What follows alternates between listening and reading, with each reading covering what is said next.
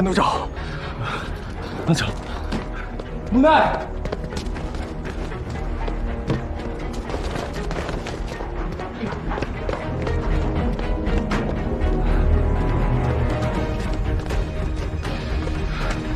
你去那边什么？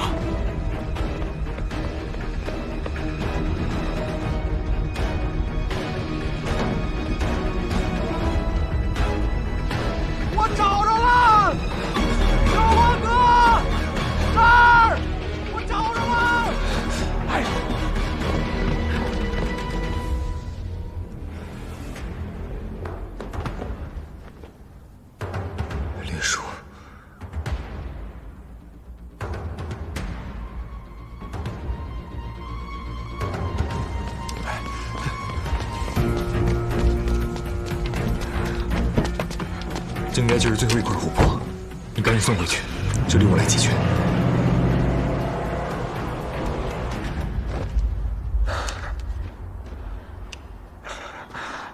莫代呢？他和你一起出去的，他怎么失踪了？不记得。那就好好再想一想。我说了，我记不清了，快把我放了，信不信我报警？ 我这辈子亲近的人不多，最恨别人对他们下手。我的朋友、兄弟、爱人，我最恨别人来动。你回想一下发生了什么事，好好想。想不起来的话，我帮你想。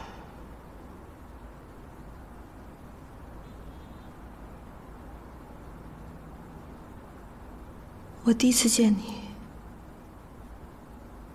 就有一种很奇怪的感觉，让我觉得。 又畏惧，又兴奋。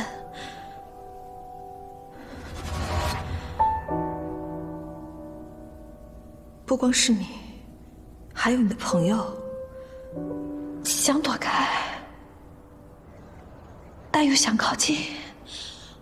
我也说不清是为什么。我想办法接近你的家人。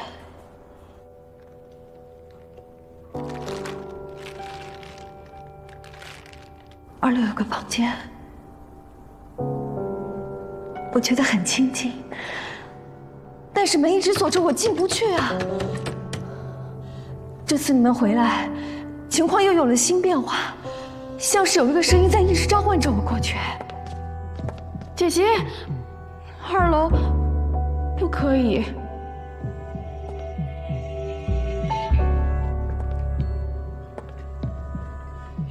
那天我也不知道为什么，等我反应过来的时候，我已经在房间门口了。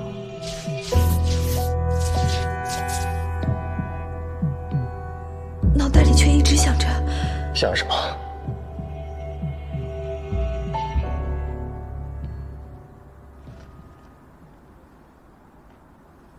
把木代吊死。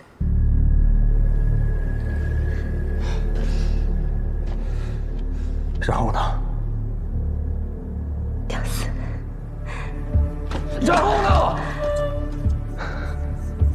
后呢？然后我给他下药啊，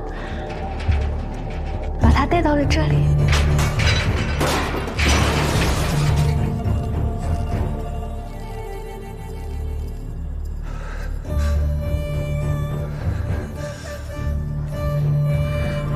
然后他像变了一个人一样。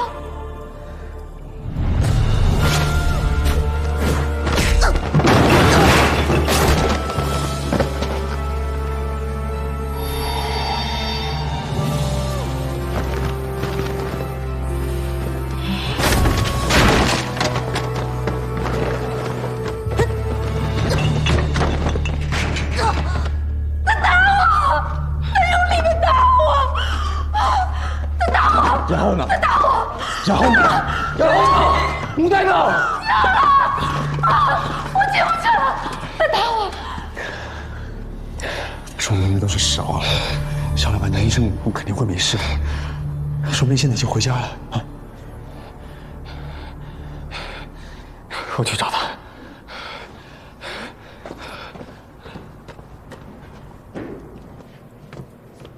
由于这会儿小罗哥在忙，就由我来为大家做实地记录，以便日后讨论。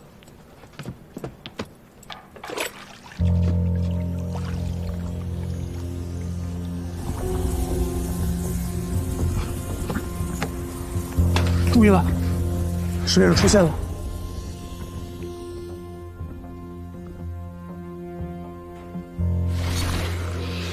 八家院不是烧了吗？怎么又修复了？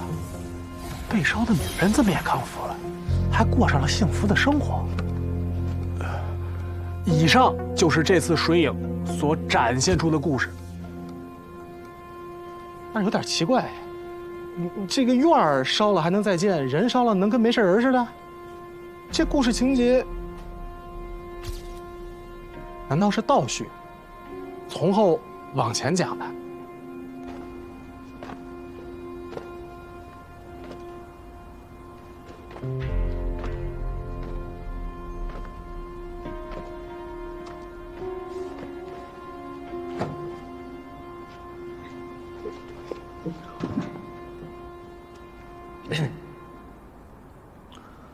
那个，你小时候和小野人是好朋友？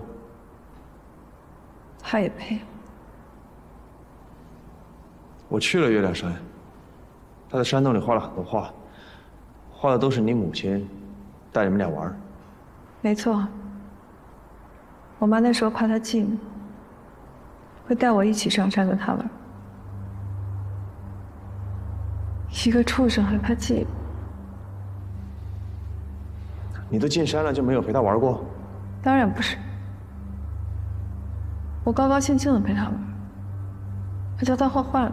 画画是你教他的？不然呢？一个畜生要是没人教他画画，他懂什么叫做画画吗？你不要张口闭口就是小畜生，能不能放尊重点？叫一句畜生就生气了？那你听到接下来发生的事情，还不得气疯了？我高高兴兴的陪他玩，如果不这样，我妈怎么会让我单独的带着他？她又怎么会事事都听我的呢？你做什么了？我也没做什么，我就是摘了个蘑菇在嘴里嚼，然后捂着肚子在地上打滚，口吐白沫。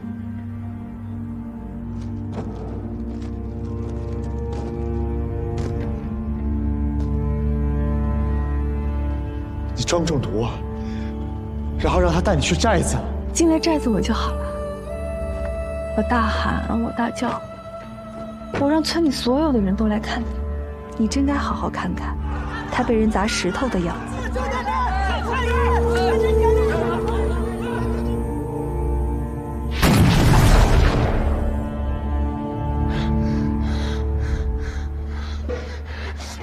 你够了！我告诉你，他就是活该。我本来有个幸福的家，就是因为他，全没了。我妈不要我了，我爸给我找了个好妈。你知道我过的是什么样的日子？都是因为那个小畜生，他活该。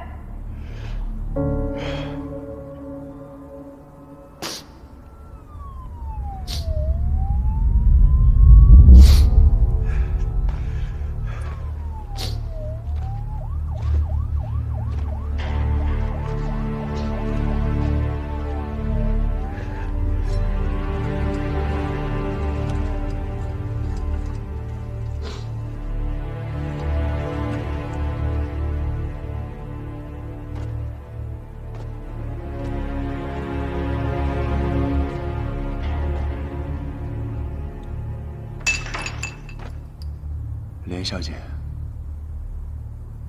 你根本就不懂他们对你的爱。你有一个有情有义的母亲，你还有一个正直、善良的妹妹，你都失去他们了，但不是他们不要你，是你不配，你从头到尾都不配。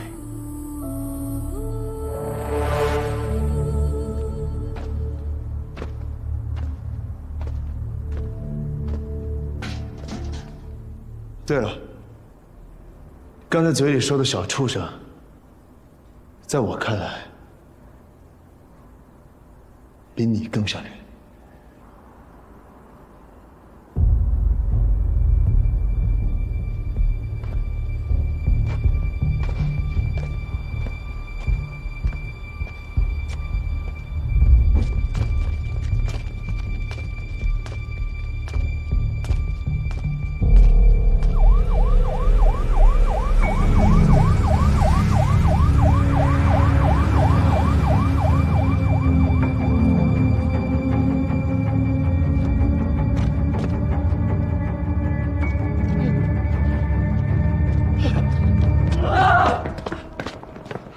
那女孩太惨了，都被撞飞了。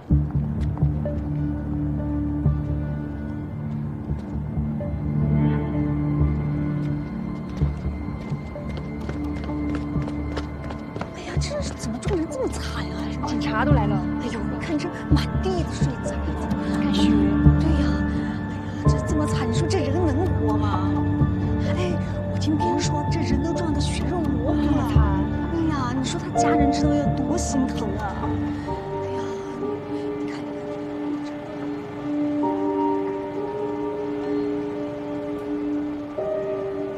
医生，医生，快！我儿子受伤了，快！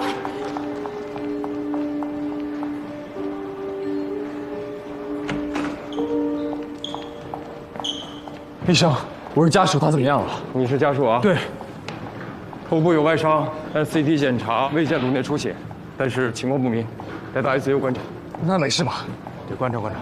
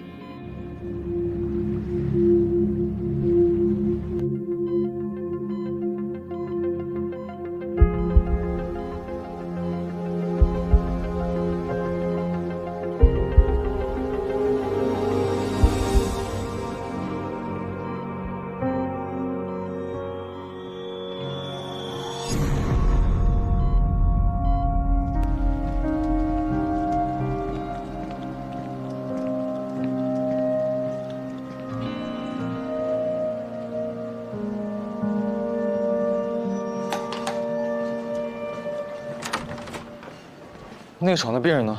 出院了，出院了。办了手续，天不亮就走了。哎，等一下，他有个东西落床上了。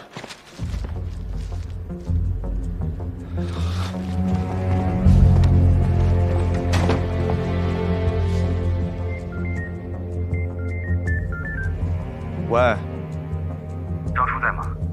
没在。张叔给我留了张纸条，他说和老板娘有急事要出趟远门，让我看着酒吧。我刚给他们打电话，一直没人接呢。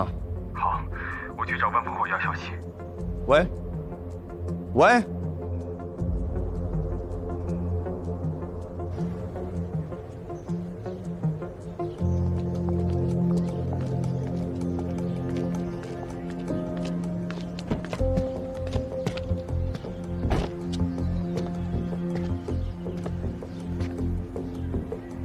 他在上面吧？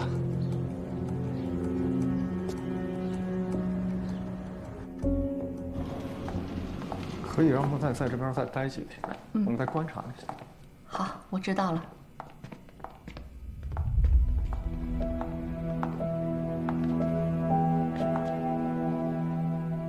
好久不见。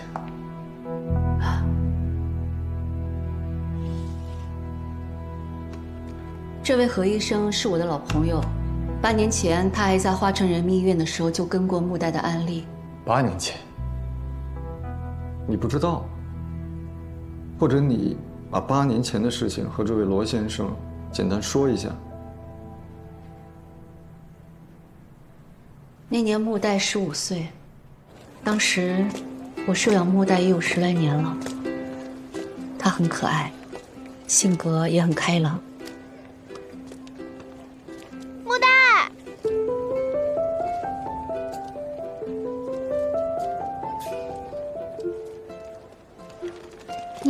谢谢。走，我刚才还在找你呢。我们待会儿去哪儿？他在班上有一个好朋友，叫沈文，两人形影不离，好的就像一个人。但是后来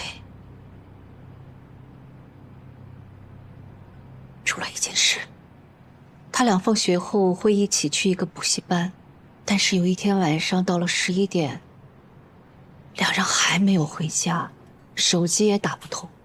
我们后来找到老师，才知道他们当晚逃课。我跟文文的妈妈从学校开始一条街一条街的找，最后找到了一个巷子口。文文去哪？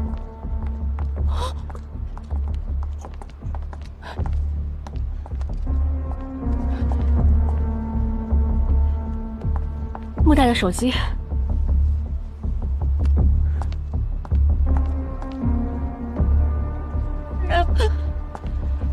没事，没事。文文，那是一片废弃的工地，我们找进去，看见了木代摔在了楼下，脑后一大片血。后来我们在楼里找到了文文，我问他死了。木代昏迷了好几天，醒来之后告诉我们，当天晚上他和文文逃课去看电影，没想到在路上碰到了小混混，所以他是因为这个才生病。那几个小混混很快就被抓到了，还判了刑。可是沈家的人失去了孩子，那种痛苦无处释放，所以他们就把错归咎于木代。文文是班里的尖子生，一向乖巧听话，沈家一直认定是木代怂恿文文逃的课。要不是你带着他出去，能发生这种事吗？再加上有人说，其实文文可以逃掉的，是为了救木代才折回去。你给我妹妹跪下！跪下！跪下！跪下！跪下！跪下！跪下！别乱带孩子，再后来，我替他，大家都不去指责那些流氓，都冲着木代来。别！凭什么啊？木代当时撞伤了头，对那件事情记忆非常模糊。沈家的人来质问，他根本没法辩解，那等于就是默认了。那你当时作为唯一能够保护他的人，你也没为他辩解吗？辩解？你让我怎么辩解？人家都失去了孩子，木代好歹是活下来了。我也劝木代忍一忍，忍一忍，忍一忍就过去了。但是直到那一次，木代，没事啊，没事了啊。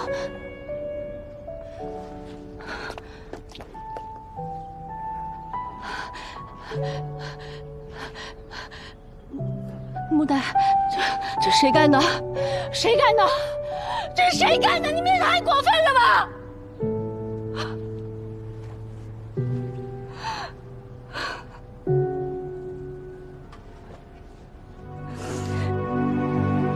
木代，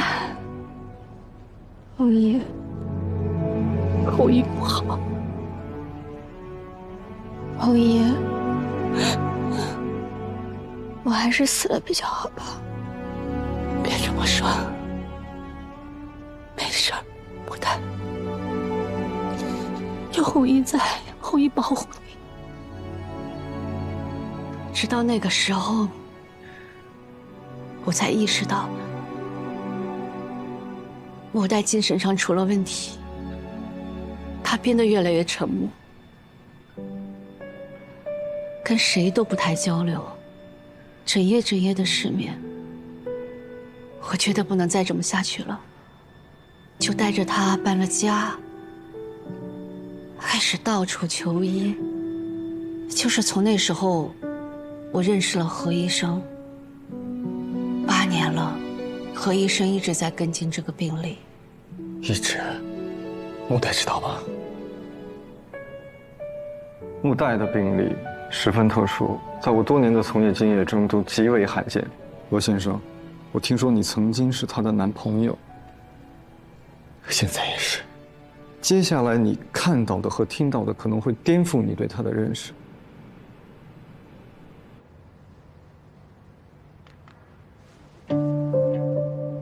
当年我建议霍女士留意木代的日常行为，最好可以在她不知情的情况下拍摄一些视频，一方面我们可以更加全面地监察她的情况。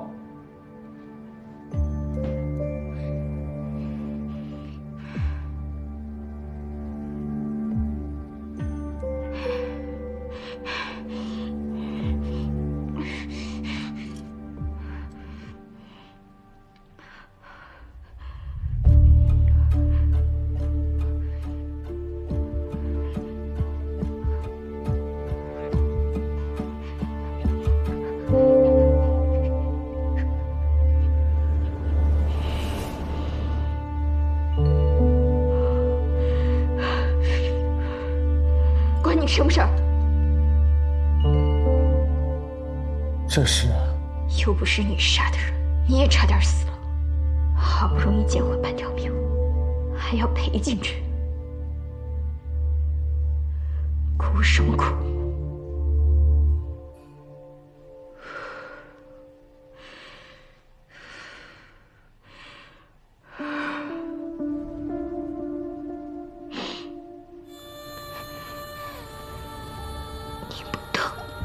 你不懂，我真的很难受。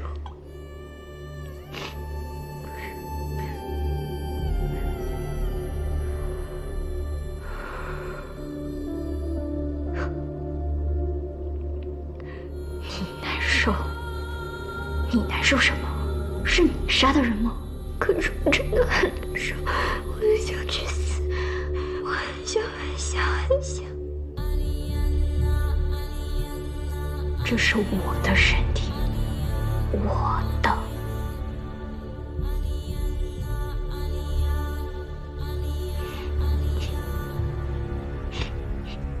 好吧，那我怎么办？那我怎么办？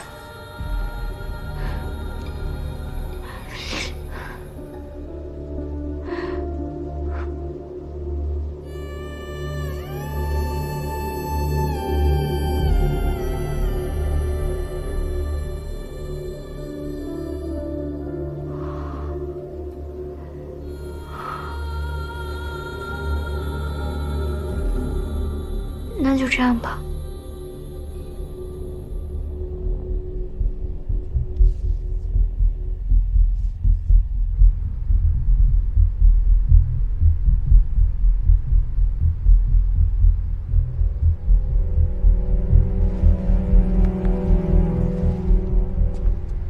然后呢？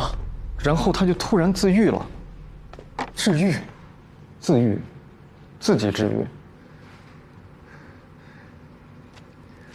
刚刚那算是双重人格。他的这种情况不符合双重人格的定义。双重人格每一重都是完整的，而且彼此不会进入对方的记忆。木代的情况不符合我们现在已知的任何一种情况。我的推论是，因为这次变故，木代心里承受不了这么巨大的痛苦，为了自救而分裂出一个截然不同的自己。这一个，我们姑且叫做黑木代，理性、冷静，对人对事充满敌意。这一个，便是你熟悉的木代，温暖、柔软、可爱。视频结尾，那句那就这样吧是什么意思？一黑一白，都在争夺身体的主导权。我猜测，最后这场争夺是以白木代占了上风。可是我看视频里，黑木代更咄咄逼人一点。那句那就这样吧，是双方争执后达成一致的结果。因为人终究是社会性的，白木代的这种性格更容易被社会和大众所接受，而黑木代选择让出主导权，沉默。除非身体在遇到极度危险和痛苦的情况下，才会因为自救而再度觉醒。而且白木代似乎并不知道黑木代的存在，因为这远远超出了他身体的承受值。而现在，他回来了。我不想听你们长篇大论，我现在只想见木代。这个路吧。三兄，13000，33。这怎么了？你这一惊一乍的，这影响我对艺术的创作了。别创作了，出事儿了！我又看着幻象了。幻想又开始幻想了。过程是这样的，今天中午我吃的特别好，于是呢，我就想给那个花圃松土，锻炼锻炼身体。我一撇削下去，你猜我发现了什么？什么？一个洞。那我一铲子下去，我还能发现个洞呢？哎，这不是普通的洞啊，它是暗红色的。暗红色的，里面好像还有很多血丝儿，还都交织在一起，挺恶心人的。洞里还往外吹风呢。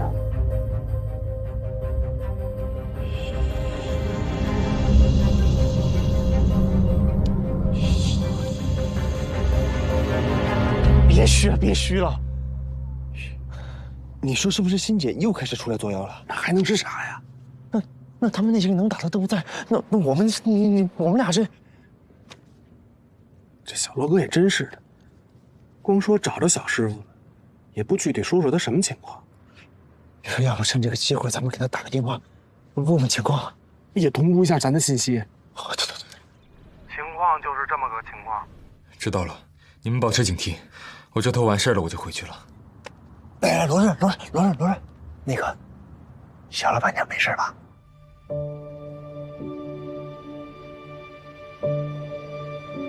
他没事。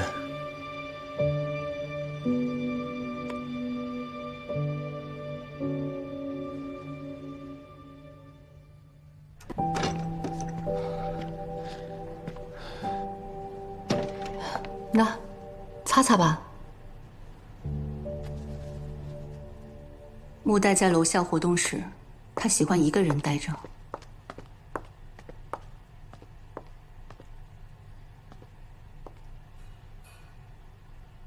你待会儿见到木代，要做好思想准备。他很不一样吗？你自己看就知道了。他有提到过我吗？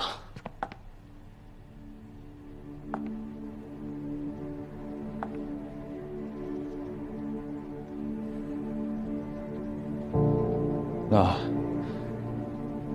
他还记得我吧？啊，记得，当然记得。你、曹延华，还有他新认识的红纱，他都记得。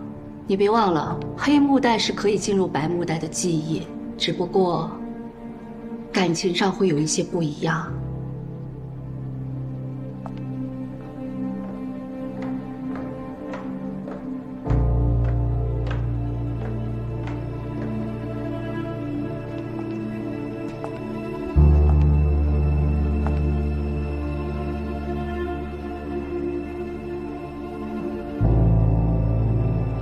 如果你还没有准备好的话，就晚点再说。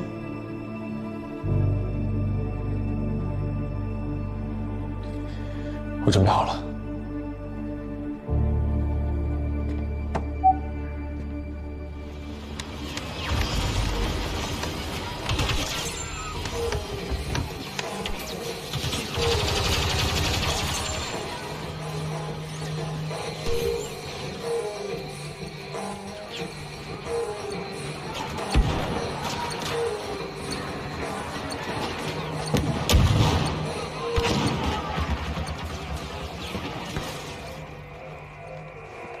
还好吗？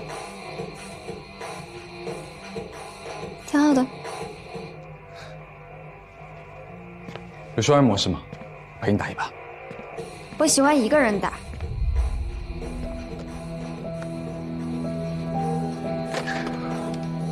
两个人一起的话，会撑得比较久一点。会吗？试试。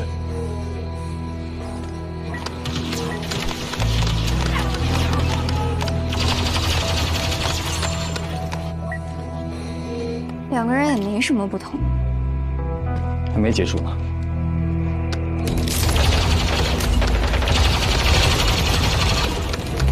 不带，轻心带。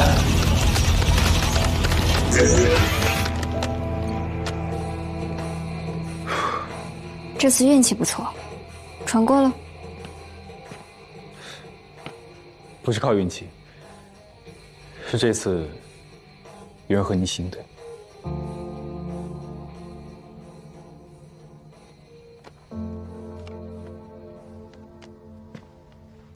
以前我遇到事情，总是一个人做决定；遇到麻烦和危险，都是一个人扛。后来，有个姑娘告诉我，我这种对于生命的态度是非常不对的。我觉得她说的有道理，有人和你分担，总比一个人死撑要好。你个杀人犯！哎呀，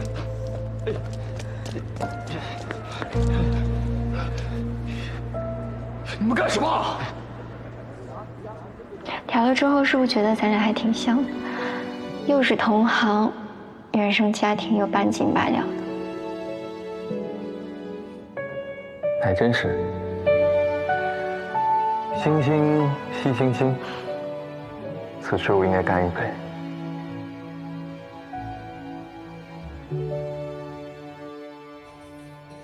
8年前的事情我改变不了什么，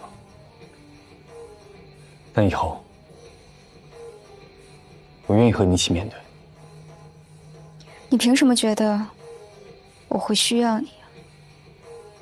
因为8年过去了，你还是没能做出来。我知道，不管是你还是小口袋，始终放不下对沈文的愧疚吧。害人的不是我，我为什么要愧疚？对，你当然不需要愧疚，因为你没有做错任何事情。沈文死的责任不该由你来承担。要看电影的不是你，抄小路也不是你的主意，对吧？我向红姨了解了那天的细节。快点，木达，赶不上电影开场了。文文，要不咱们还是回去上课吧？来不及啊，大路来不及，我们走小路。好吧，走。哎，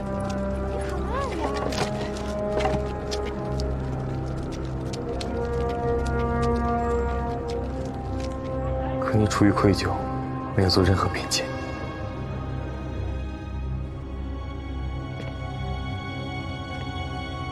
因为死的那个是沈文，也因为他本来可以逃走的。别跑！好啊！这么重，你想砸死哥哥呀？这是！哎呦！哎呀，玩这个呀！快跑！快呀！放开我！救命！来人！也许在旁观者眼里，这并不是一个明智的选择。我不知道沈文当时怎么想的。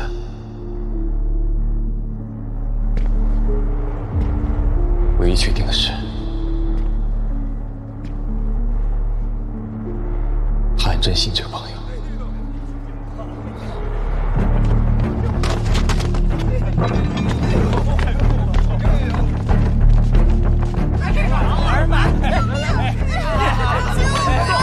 来，哥哥文文。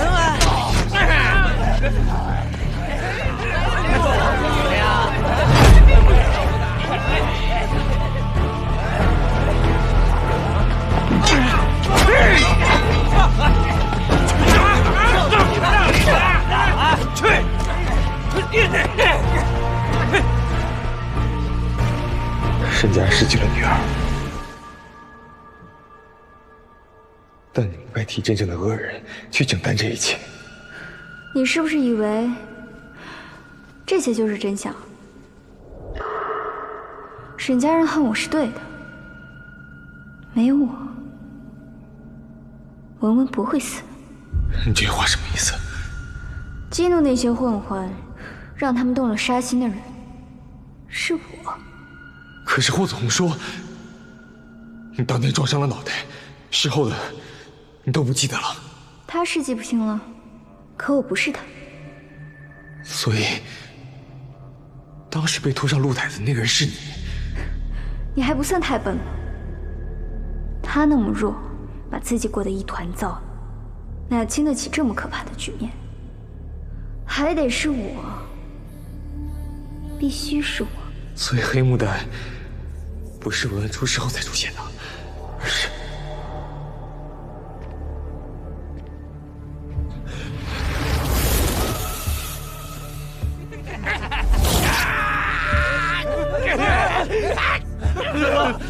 大哥，打他！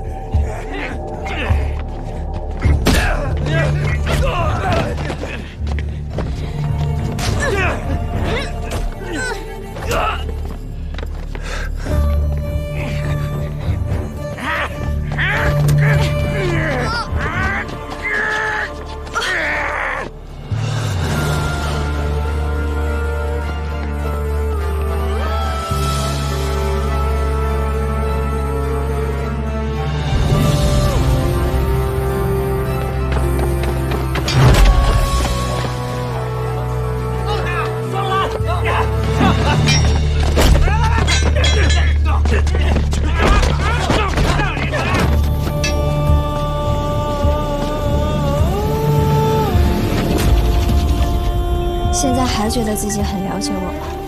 你说的要敞开心扉，共同面对，可是你藏着的秘密比他少吗？他把秘密藏着掖着，你也一样。你早就发现他不对了，可是你从来都不问，什么都没做，事到临头还口口声声说要共同面对。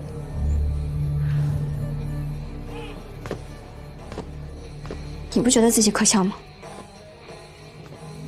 你们俩真在谈恋爱吗？对彼此最深的心结都不知道，互相戴着面具，这样的关系也配叫爱？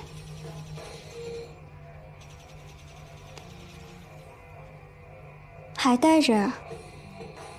我以为我扔了它你会明白呢。什么意思？还不够明显吗？我不是你的小口袋，他呀，再也回不来了。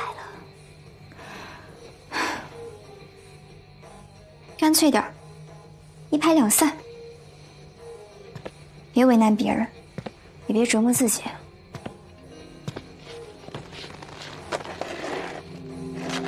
忘了告诉你，今天通的关，我上周就通过了，通关时间比今天短。别把自己看得太重要，很明显，我不需要你。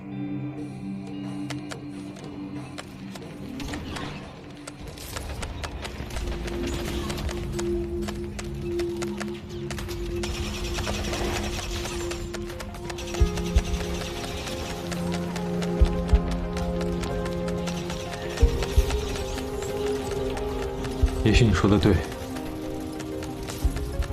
我不了解你，但你始终有不敢面对的东西，对吧？如果不是因为审问，那你的心结又是什么？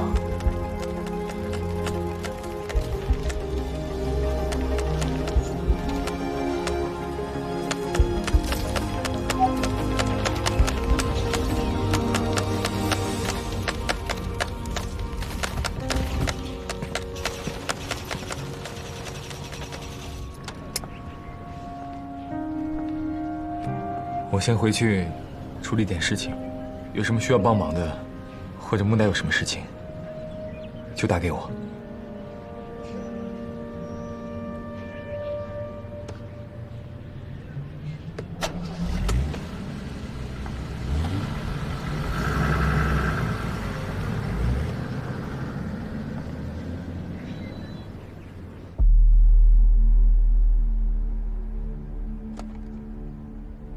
出去，快点，快点！就是因为有这么多人溺爱你，你才会这么弱。别挣扎了，没用了。你的人生我已经接管。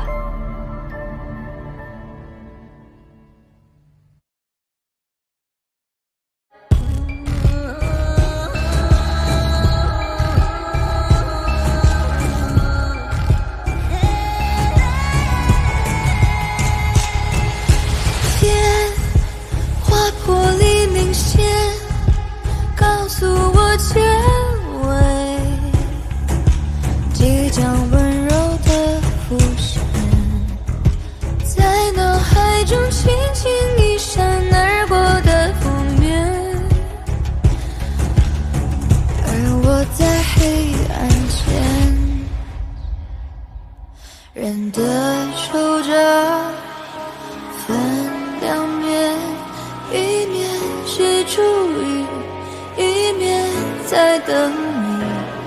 这场游戏始终没结局，带着走过的痕迹。你换作是我，摸清我泪滴。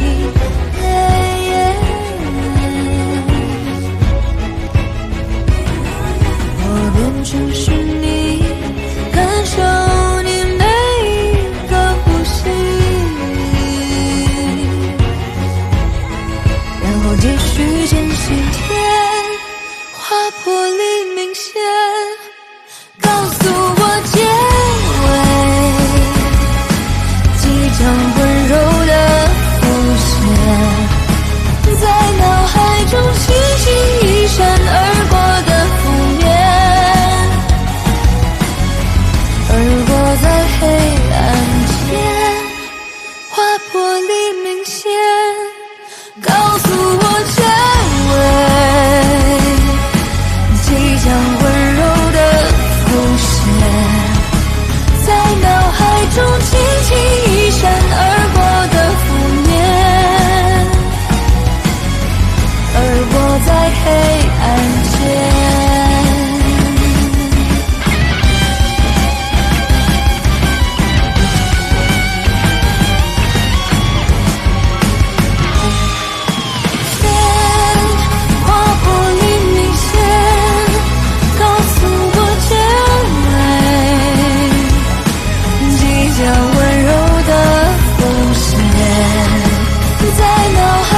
轻轻一闪而过的负面，而我在黑